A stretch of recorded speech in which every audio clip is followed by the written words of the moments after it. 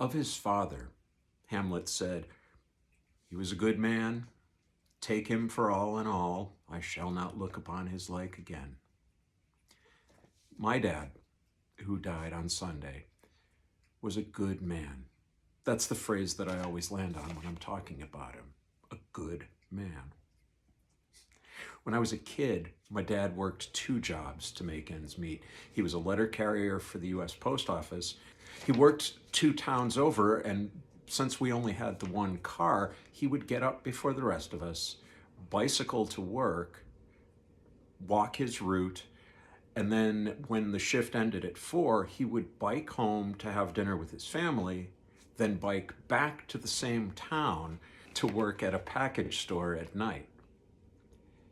Dad, I got my work ethic from you. Thank you for that. A trans woman's relationship with her father is complicated. He was my first male role model.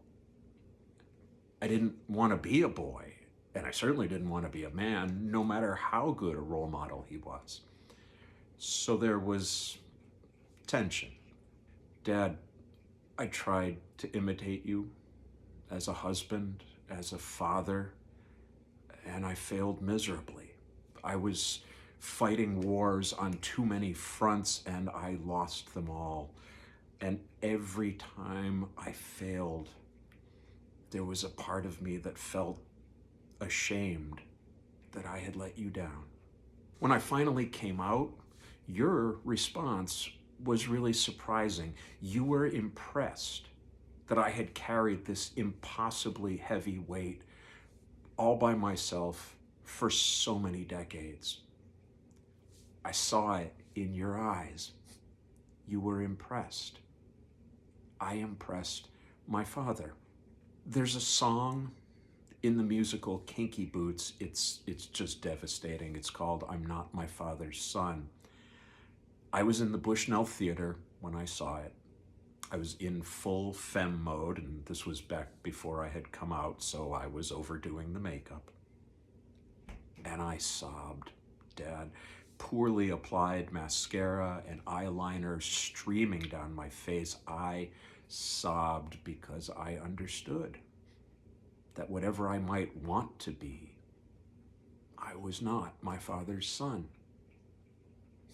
Dad, I was your daughter, and I couldn't find a way to tell you that without you being ashamed of me.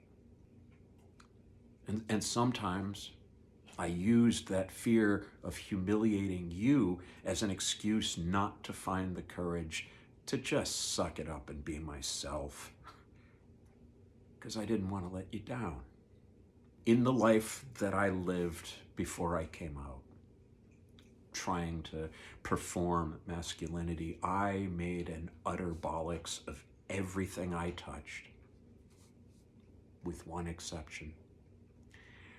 I was able to give you and Mom pretty much unrestricted access to your first granddaughter. She got to know you, Dad, not as some random relative who shows up at birthdays, but on a day-to-day basis. She knew you as a real person. And oh, Dad, she loves you so much.